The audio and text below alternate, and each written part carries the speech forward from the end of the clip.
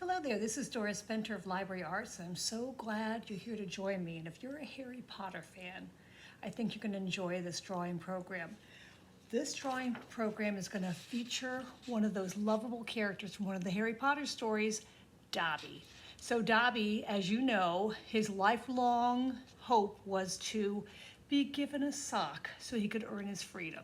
So this picture tells a little bit of a story about Dobby holding a book and his beloved sock, and of course, the Dark Lord's symbol in the sky, and the tents in the distance where all those wizards went for that sort of wizarding conference or event. So join me, learn how to draw Dobby and the window, and I will get you started in 1 minute. Okay, so we're going to get started on our Dobby themed drawing. The first thing you're going to need is a sheet of white copy paper, just 8.5 by 11, and I want you to put it in the portrait orientation on your table. The next thing you should have is a pencil and eraser. After you're finished with your pencil drawing, you're probably going to want to go over it with a black marker, so I would suggest having a black marker nearby, although I will be drawing with a black marker just to make it easier. So let's get started.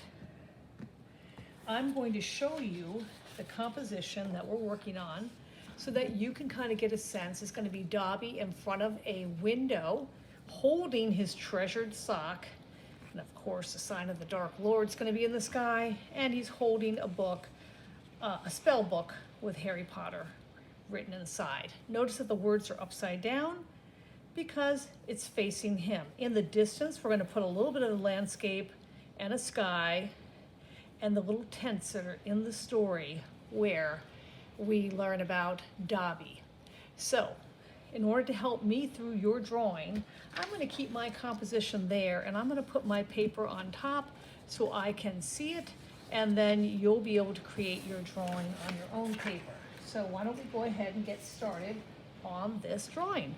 So we're going to start with Dobby, then we'll build the window around him, and then we will add the details. So let's start with Dobby's head. We're going to do that by coming about 1/4 of the way down from the top of the paper. So we're about right here. And we're just going to make a simple arching shape for the top of his head. Now we're going to come out with a couple soft rounded diagonals for his ears. So let's come over here for one and come over here for the other. So his ears pop out like that, okay? Now we're gonna finish the shape of his face and then go back to finishing his ears. So we're gonna come down one side and come in and to his chin, and we're gonna do the other side, come in and match that line to come in for his chin. So you see how he has a kind of a squashed, funny little face with these triangular ears coming off. So next, we're going to finish one ear over here, bring it back almost like an elephant's ear. Bring this ear also to the face. So now we have a basic face shape and 2 triangular ears. Let's make a little echo of this ear shape inside this side. And then we'll do something similar over here. Now, keep in mind that as you work, if you need to work more slowly, simply pause the video, watch what I'm doing, get caught up, and then jump back in again. That's the beauty of working with a pre-recorded video. Okay, we're gonna draw 2 eyebrows, one over here, and they're quite big, one over here. Now, we're gonna use those eyebrows to come down and create the nose. So come down here, here's a nose with a bump and another bump that's going to lead right back up to the other eyebrow. So you see we have the 2 sides of the nose and the central bump. Now we're going to create 2 exaggerated eyes. The eyes are extra large, come down and around. And this eye, same thing, extra large, comes down and around. Inside those eyes, we have 2 large circles And we have another circle looking upwards. He's looking up at the window and being thankful that he doesn't have to work with that Dark Lord symbol we see in a minute. We're going to add 3 little wrinkles and a couple wrinkles coming out from the sides of his nose. And now we're ready to make his grin. He's very happy because he has a sock, and his upper lip is like that. His mouth is slightly open, so we're going to draw the lower lip here and echo that shape, and then just draw in some teeth. So he is actually grinning. He's happy because, again, he doesn't have to, he has his sock. We're going to add a neckline here and a neckline there. Look at that. His head is already done. Now I'm going to move this up a little bit so we can add his shoulders. And before we add his arms, let's put the neckline of his shirt in, which is going to be some V shapes to show the drapery of the shirt. So we have one, we have another, and we have a third. That's just a little draping of his kind of raggedy shirt he's wearing. Now let's add the rest. It's like a tunic shirt, so we're going to add the rest of that next. We're going to start here, come down, and we're going to start over here, go over just a little bit, and come down. Notice that that one goes down further because before we finish the rest of the tunic, we're going to bring a book that he's holding over here. So we're going to draw a diagonal line just a little ways off from the edge of the tunic. We're going to draw a wide V this way and this way. And you see how it cuts into the tunic? Now we're going to draw 2 more diagonals, one coming out here, one coming out here. And notice if they follow each other in the same angle, we're going to come down and down. And there's your basic book. Now let's make it a 3D book by adding a little jaggedy line here and echoing that diagonal. Take this line back right here, so that's part of that side of the book. And now we'll do a jaggedy line there and take that line back to the spine. We can add a few lines in here, a few lines over here, here, and there. Okay, now we'll add the words in a few minutes. Let's finish that tunic. Come down just a little lower and then just give it a raggedy edge. It's just a raggedy shirt that he's wearing. Okay, his arm is going to come down and around. So there's one arm holding the book, and the other arm's going to come down and here. Okay, now his hand will be hidden underneath there. Now his other arm, which we're going to do next, is going to be holding the sock. So we're going to put a little knot up here for his tunic and another kind of a knot up here holding his tunic.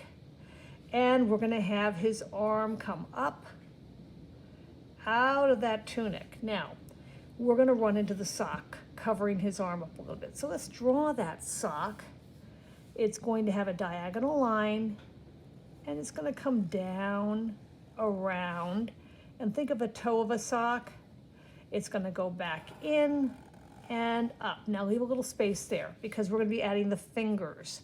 The fingers are going to just be simple 1, 2, 3, and 4. He's just holding it there. Bring his hand in and his elbow over here and continue the other arm there. Okay, he's holding on to that sock. Let's get the sock a little bit of detail. I'm going to put stripes going down the sock because I think it'd be fun to make like brightly colored stripes on this sock to make it a really special sock for our character here. Okay, Dobby needs some knobby knees and legs, so we're going to give him a knobby knee and leg there, and a knobby knee and leg over on this side. Give him a knobby knee over here, and a knobby knee and leg on that side.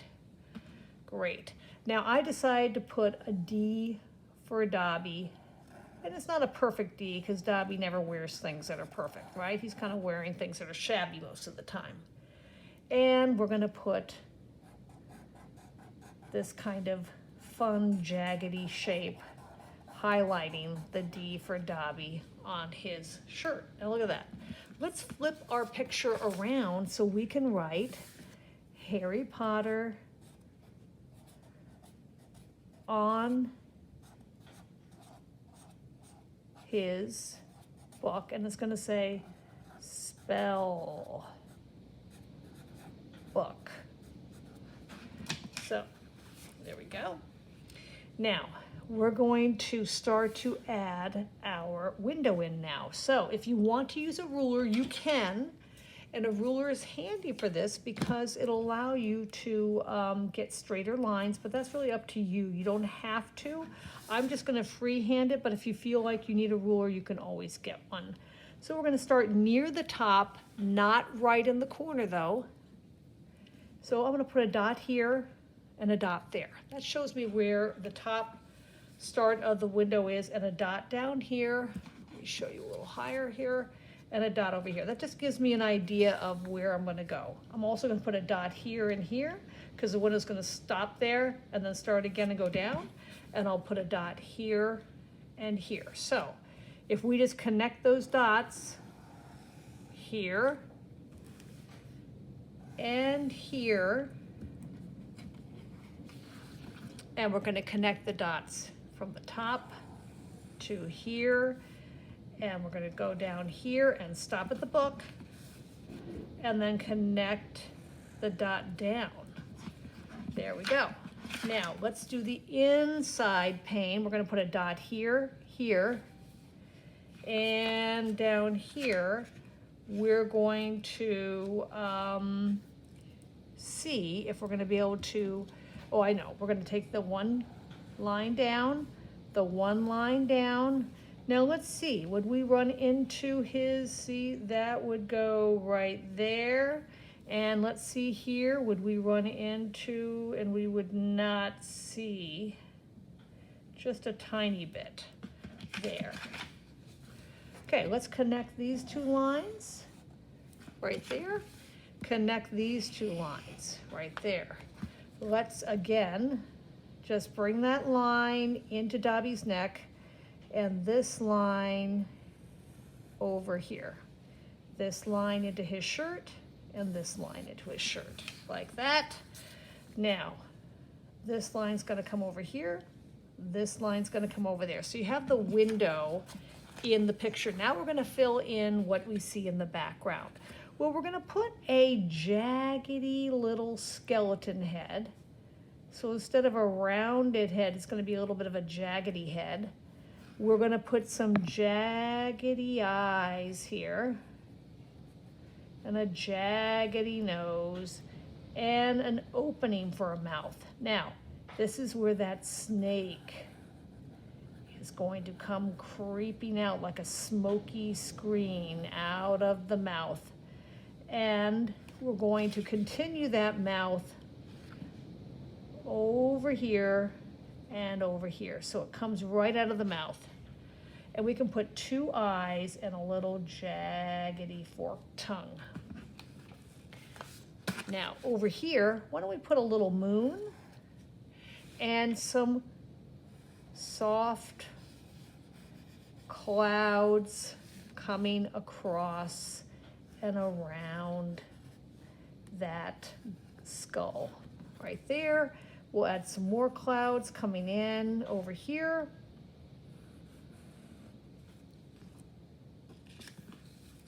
And let's add another cloud coming over here near his hand. Now down here, we're going to add some land lines, little mountainous lines. So there's one. We will put a second one right up here, and a third one coming right over here.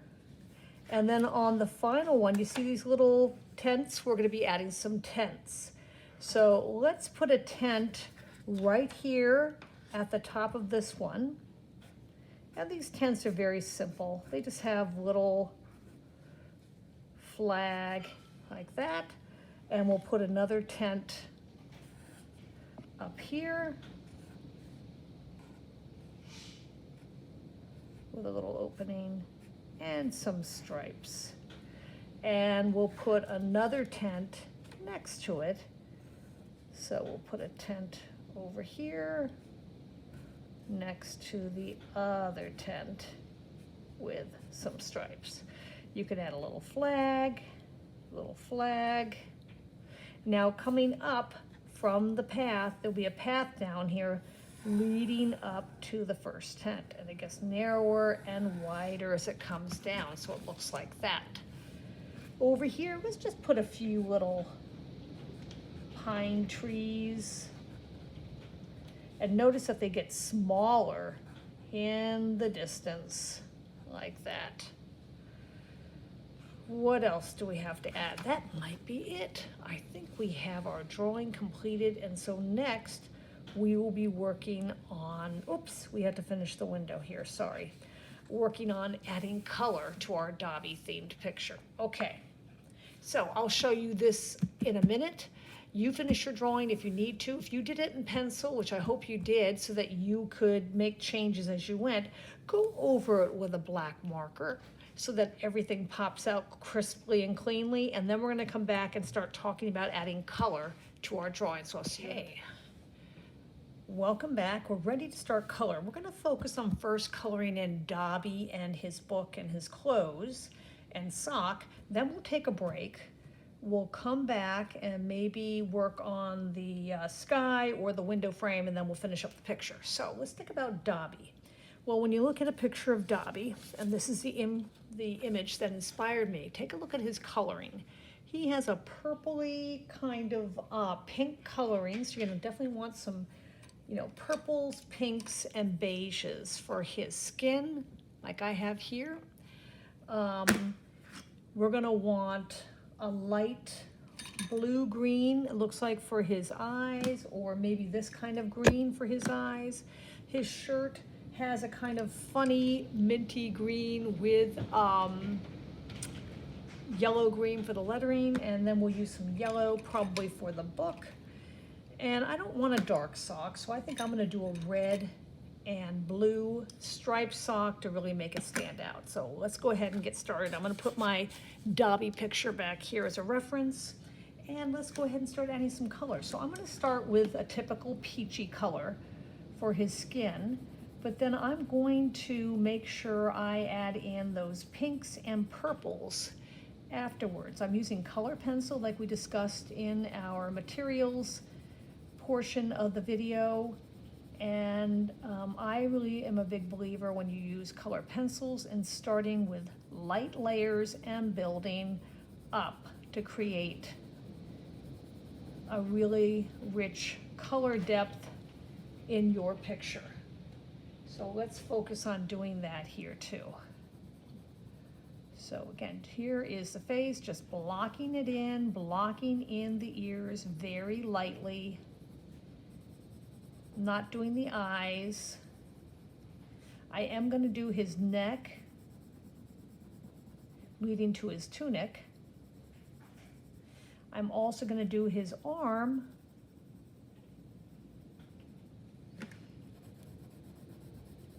and hand. And of course, let's not forget those knobby knees and legs. So we'll do that. Come down here, get his knobby knees in, and his legs all the way down to the bottom. Okay, just like that. Now, I see a lot of pinky purple tones like around his eyes, so I'm gonna start bringing in these pink shadowy colors around his eyes, around the edge of his ears. And this is going to give him a little more character. We'll bring it in down below on his chin.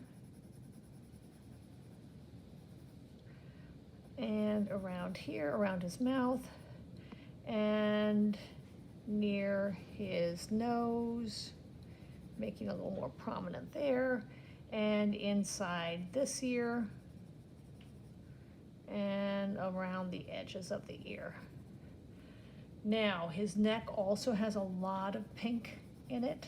It's kind of in shadow below his skin, so we're gonna make sure there's a lot of pink here. And we're gonna bring some purple in too. We're gonna put just a little bit of pink on his arm, a little bit of pink over here, not so much there,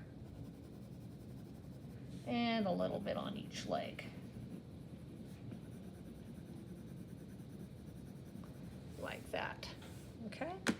Now, purple. I'm just gonna go back, and again, I'm just going to emphasize around his eyes, he has shadows, that kind of purpley shadow. So I'm gonna make sure we put a little bit of that purple there, and also, again, around the top of his eyes. I'm gonna create a little shadow inside this ear, and a little dark shadow over here, and a little bit of that purple here, and a little bit up here. Underneath his nose, we can make it a little bit purple, and we can actually make his mouth a little on the purple side too. A lot of purple shadows under the chin, around here, and over here. And a little bit of purple on these shadows on the arm. Not a lot, just a little bit, just to kind of keep it consistent throughout his whole body, that it's not just in the face. And that would actually make his knees a little purpley, because, you know, he works hard, so he's probably got some purple there. Alrighty, that's looking pretty good. We can put a little bit of purple here on this side of the face, and under the nose just a little bit. And if I got a little bit dark there, so I'm just gonna soften that up and put, again, a very light purple. And a little bit of purple under his lower lip, just a tiny bit. Great. Now, how about those eyes? I was thinking those eyes have a blue-green quality to them, so they're kind of like greenish here, which is a color we're going to be using in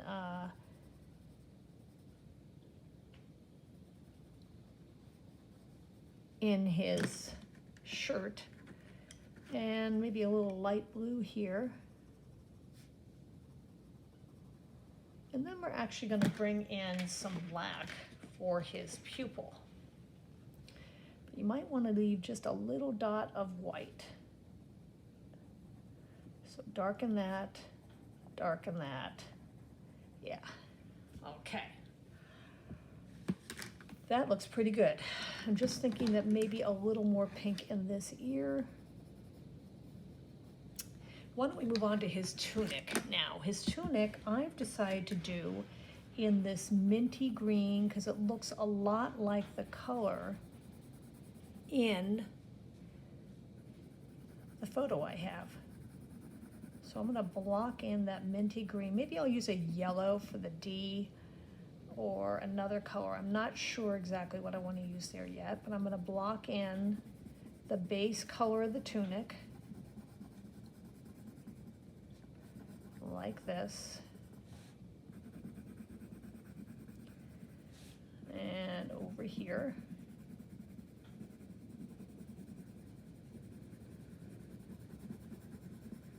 Again, I work quickly because I don't want to spend all my time coloring when you can be coloring yourself, right?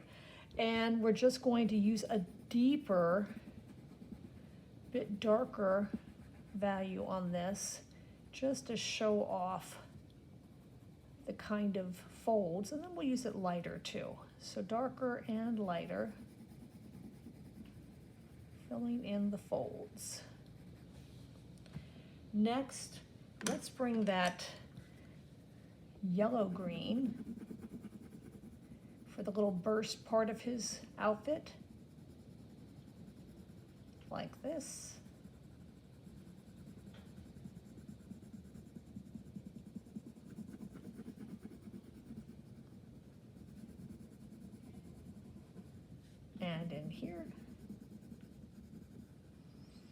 And I'm thinking just a bright yellow for his D, for Dobby. Now afterwards, if I think, the yellow's not showing up enough, I could put red or something like that over it. But for now, I'm gonna leave it yellow. His sock, though, I want to have a little fun, and I think it should be a bright red, alternating with blue stripes, because I really do think it should show up and be bold, because after all, he really wants to show off the sock he got that he's very excited about.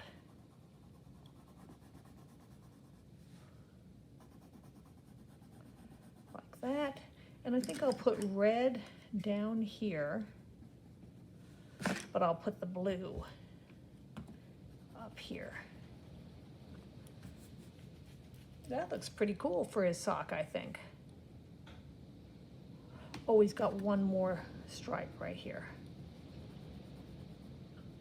Yeah, that finishes off his sock. Okay, now over here on the book, we're just going to give it a pale yellow so that the words are easy to read,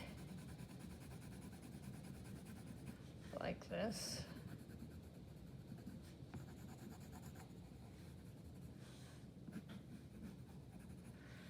And then we'll give it, what should I use for the sides? I hadn't really thought about that. I think I'll just get that beige, and I'll use that beigey color for the side of the book. Now you may choose to use different colors for your book, to have different words in your book. You decide, but basically there's our Dobby. And in the next video, I think what we'll do is we'll fill in the sky and the land, and then we'll do the wooden frame of the window last. So I'll see you in a minute. Okay, so welcome back. We have, in our last video, we were coloring in Dobby, and now we're gonna move on to the interior landscape here. So I think what I'm going to do is we're going to start with the land. So let me put these two browns over here. We're just gonna put a light brown for the ground. We're not going to make it green, we're just going to make it brown.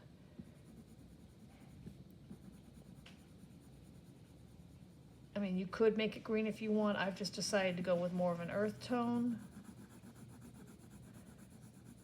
I might even go over it with some green. I don't know. I like to figure it out as I go along.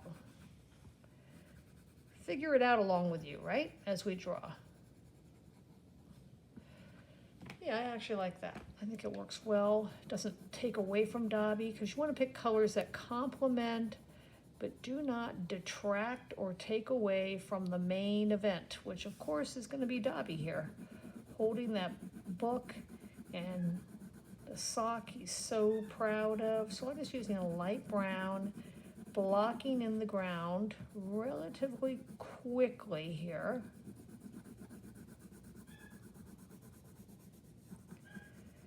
Like so. And this way I can use different browns for the window casings, framings.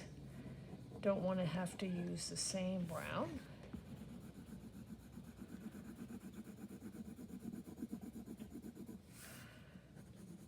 And again, if you want to make your hills more like green hills, that's fine.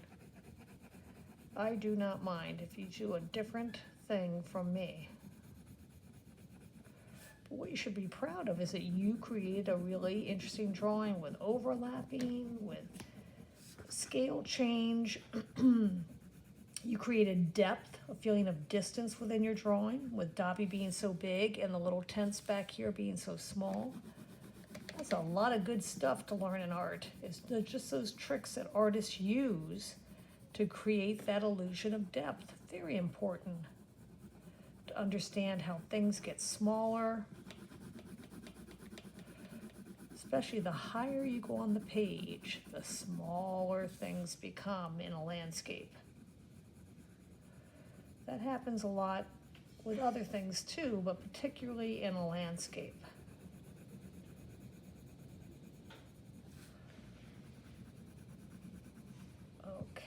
So there we go. One more little piece of land here.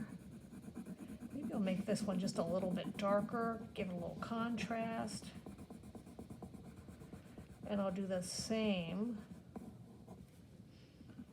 over here and here and over here, just to mix it up a little bit so it's not all the same. Okay, great. Now, for the trees, I have a nice green here. See, I think that green would have been too much on the hills here, so that's why I said, let me save that green for the little pine trees. I like that. I'm thinking of a pale gray for the path. And then if I need to darken it, I have a darker gray that I can go over it with. I want to make the tents in bright colors, but I'm not sure what yet, so I'm going to wait on that. The sky, we're going to block it in with a nice light blue. It's going to fill in each pane of the window. And then I want to use a kind of an eerie, smoky gray-green for the Death Eater's mark up there.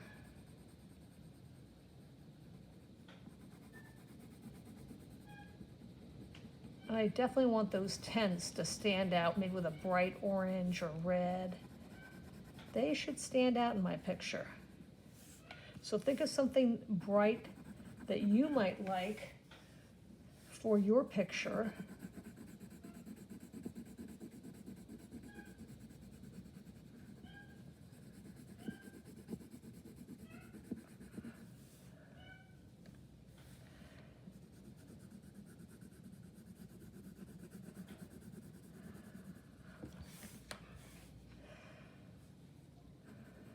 I like the blue and how it complements the light green and the pinks in his skin tone, so I think that was a good choice.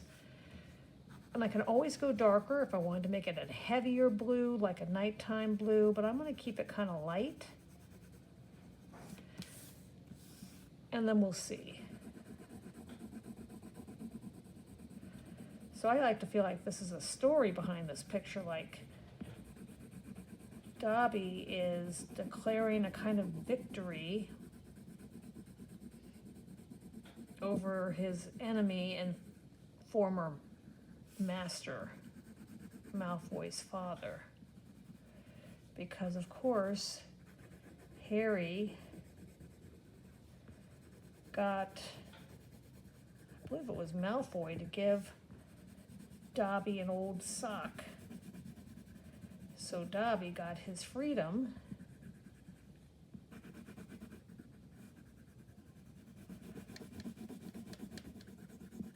But I gave him a newer sock for this picture. I didn't want it to look so old. And we have one more window block to do here. And you see how when you're doing big areas like this, you can block them in really relatively quickly. You don't have to be so slow and careful as you would if you were trying to do, say, Dobby.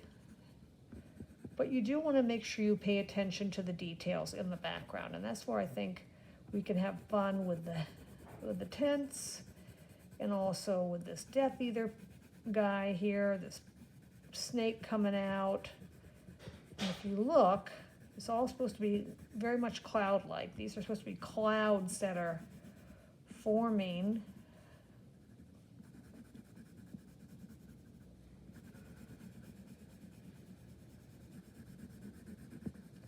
Into this creepy skull with the snake coming out of the mouth.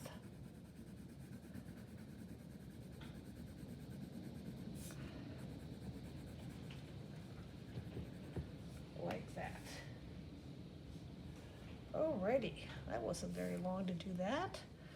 Now why don't we get into that whole thing with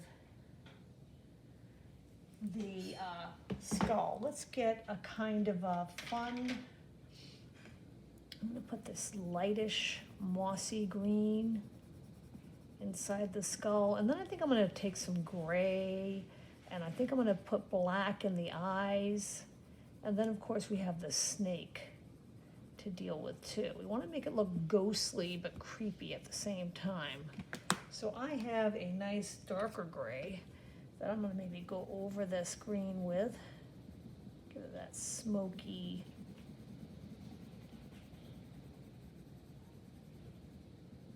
look. And that snake's gonna come out gray, but then maybe gradually get green. That's what I think I'm gonna do with mine. So maybe I'll take that pine green and start putting it in here so he's like this snake coming out of the skull's mouth. And definitely want to use some black for the eyes to really give them a creepy look, because this isn't your friendly kind of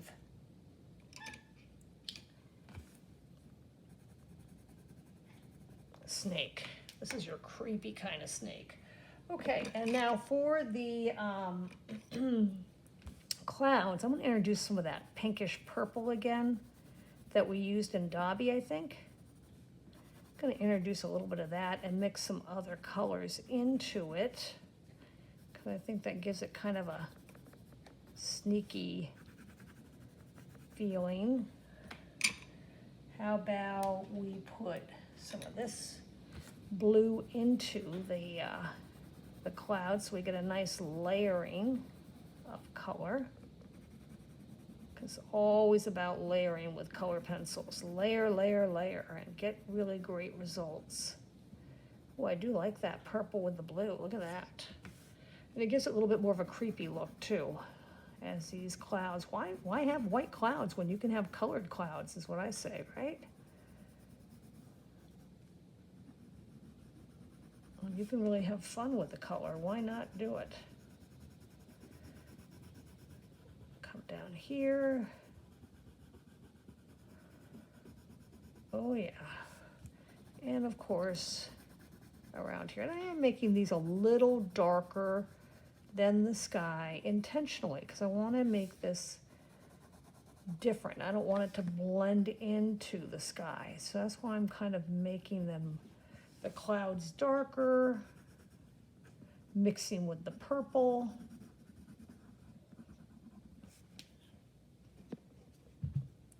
And let's see what we get here. Put a little more purple over here. Yes, I like that. Now what about, we need a nice golden moon. And we could always pale that down. And I think, oh, we cannot forget about those really fun, bright tints. So I'm definitely gonna make one like a really bright red, and I'll make one a yellow orange right here. And maybe I'll make one a pretty bright blue, like that. And then I'll just use the colors that I have. Maybe I'll put the red on this one. And I'll put the blue on this one. And I just noticed I may have missed a little piece of land back here, as well as missing a little bit of the pathway. And then right here, I think I'm gonna make that just a dark opening. And maybe a little red flag. Great. Okay, let's stop here. I want you to go ahead and finish up your land, your sky, your Death Eater sign, and then we'll come back and do the window. See you in a minute. Okay, welcome back for the last portion of our video today. I'm going to be putting a couple sheets of paper underneath my picture before I do the frame, because when you go off the paper with your shading, as we're going to be so close to the edge, it's helpful to have a little paper there to block it. I'm thinking that I would like to use a darker brown for this, mixed in, this is kind of a cocoa brown, mixed in with maybe a really nice reddish brown here too, to kind of soften it so it doesn't get too dark, but yet keep some of that nice cocoa color. So I'm just gonna get in here and blend the two together, put a little of that pinkish, rosy toned wood color and the brown, and I'm gonna tell you right now, don't be afraid to turn your paper so that you can easily, and remember I said if I go off the paper, it's just so much easier to color in like this. Just gonna bring this over here. And then I'm gonna go back up here and I'm gonna again bring that nice rosy tone in. And really make that wood look nice and warm against the character. And sky. So I'm gonna just like, just kind of block it in quickly and then clean it up with that pinker red. Or sort of like a cherry red, isn't it? Like a cherry wood red with a brownish tinge to it. I'm gonna finish that corner up with the cocoa. So just blend and mix as you see fit, getting the color you want for your window frame. Maybe you want painted windows. Maybe you want them blue or green or gray, or, I wouldn't even mind putting some gray into this, but I've sort of started with this cherry wood brown and cocoa brown, so I think I'm going to stick with it. Come over here, do a little bit there. Again, get in here with that cherry color, trying to avoid any area where it might, like for instance, I just went into Dobby's shirt. There we go, got that right off. And now I can continue over here, where I maybe missed a few things. I can go over there and fix that up. And this is just framing out your picture, almost putting a mat in a way over your picture by doing this. You're adding like a frame around your picture within the picture. So it's another nice thing to think about, is almost like a frame within your picture. Okay, so flip my paper over to make it easier, or around, not over. Get down here with the red brown. Oops, and a little bit over here. And over here.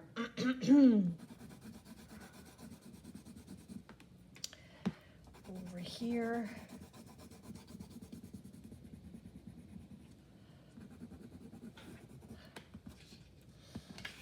And let's get down here between Dobby's legs. It's going to help define his legs a little bit, because they weren't really defined before, were they? They were kind of looking like they were going off the page in a weird way. So we're trying to correct that failing on my part.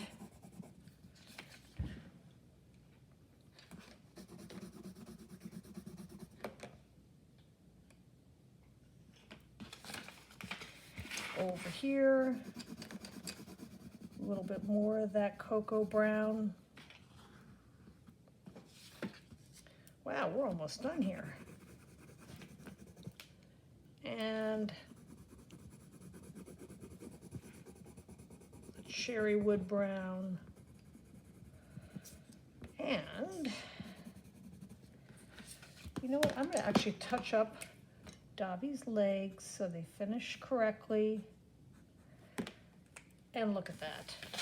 We have completed our Dobby drawing with the Death Eater symbol in the sky and the tents in the background and the little pathway, and Dobby looking so pleased with himself that he finally got his sock. So I hope you enjoyed working on this drawing with me. Of course, you can always review, rewind, revisit how to do the different areas of the drawing that we did together, and maybe you think about what colors you want, but it was such a pleasure working with you. So this is Doris Benter of Library Arts, and I really hope that I see you again for a future program. Take care and stay creative. Bye.